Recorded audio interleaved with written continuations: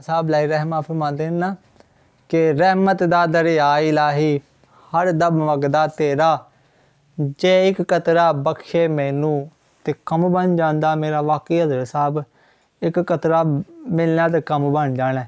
पर यार माह रमज़ान का जो महीना आंदा ना तो साढ़े लोग समझ नहीं सही गल आती। लोग बड़ी बेहुरमती करते हैं माह रमज़ान की। सरेआम जनाब सिगरट पींदे ने, ठीक है, पानी पींदे ने, रोटियां खांदे ने। खुदा दा वास्ता इंज ना करो। हज़रत साहब एक अग की पूजा करने वाला बंदा जनाब वो जन्नत टुर जाता है। पीरो मुर्शद ने लिखा वे कि मेरे पीरो मुर्शद मौलाना लियाज कादरी साहब ने फिज़ान रमज़ान शरीफ किताब तुहानू पता मेरे कोल पई है। फिज़ान रमज़ान शरीफ के अंदर लिखा है कि एक बहारा शहर है, बहारा, उत्थे एक मजूसी सी अग की पूजा करने वाला। तो एक दिन जो ना वो तो वह पुत्र दोवें जनाब मुसलमाना के शहर च गए, मुसलमाना के बाजार च गए। जिस वेले बाजार च गए ना तो वह पुत्र ने जो ना उत्थे सरेआम अलल अलान जो ना कुछ खादा तो बाप ने रख के जन मारी।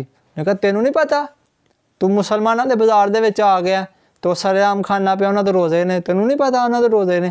तो पुत्र कहता अब्बा जी तुसी भी तो खाते हो ना, मैं खा लिया तो फिर की हो गया। ने कहा पुत्र मैं खाना जरूर हाँ पर मैं छुप छुप के खाना वा, घर जाके खाना वा, कमरे के अंदर वड़ के खाना, सरेआम नहीं खाना, मुसलमानों के रोज़े होंदे ने।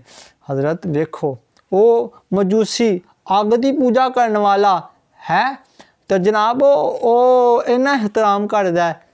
तो हज़रत साहब असी तो सरेआम खाने, खुदा इंज दे अमल ना करो।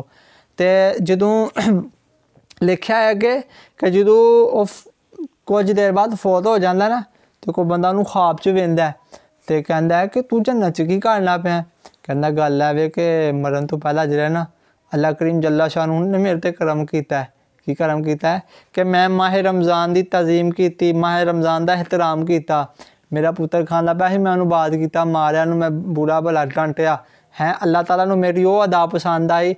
माह रमज़ान की तज़ीम करने की बरकत ने नाल अल्लाह ताला ने मैनू जन्नत अता कर दी, नाले ईमान की दौलत अता कर दी है। यार माह रमज़ान का एहतराम करो।